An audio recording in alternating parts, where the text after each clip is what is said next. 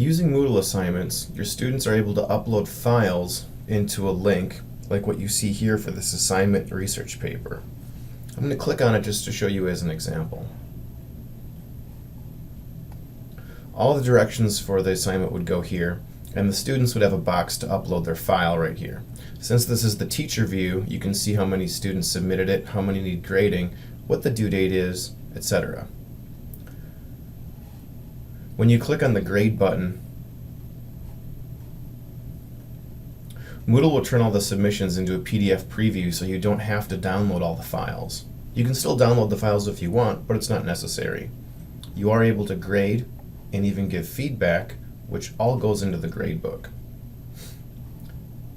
When you click Save and Show Next, it'll pull up the next student submission. So you can see that collecting and submitting grades is very simple using Moodle. Let's take a brief moment to show you how to set up your own assignment link in Moodle. You can add as many assignments as you want to your Moodle course. The first step is turning the editing on. In the upper right hand corner of your screen, click on the blue gear icon and select Turn the Editing On. In the upper right hand corner of your screen, click on the gear icon and select Turn Editing On. You'll know the editing is turned on because you'll be able to add activities or resources to any week. Navigate to the week where you'd like to add an assignment and click Add an Activity or Resource. All of the activities are listed in alphabetical order, and assignment is the very top choice. Click on the assignment and then click on the Add button. To set up the assignment, I click the Expand All link so I don't miss any of the settings. The assignment name is the link that the students see on the course page. I usually put the word assignment in the name of the link so the students know it's something that they have to participate in. In addition to the topic of the assignment, I also put upload file here in parentheses just so the student knows that they do have to upload a file into this link.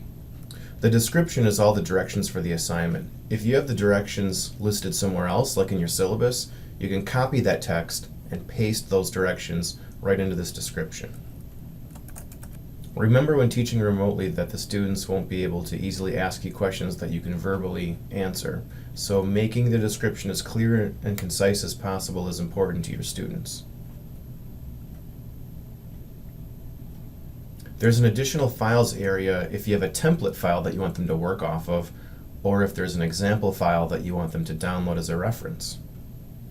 To keep students from working ahead, you can enable Allow Submissions From Date, and you can enable a due date. That gives them a window of time to upload the file. You may also enable a cutoff date, which keeps students from turning in late files. In other words, if you don't have the cutoff date enabled, they could upload this file on the last day of class. However, when you go to grade it, that submission will show up X amount of days late from the original due date. By default, assignments are set up to have file submissions. Alternatively, if you don't want the students uploading a file and you just want them to type, say, in an essay box, you have the ability to uncheck file submissions and instead check the online text. File submissions are the most popular way to issue assignments. The grade section is where you assign a point value. The default point value is out of 100, but you can change the point value to be out of however many points the assignment is worth. You can reference your syllabus for the value of the assignment in particular. When you're finished setting up the assignment, click Save and Return to Course. It's all set and ready to accept submissions.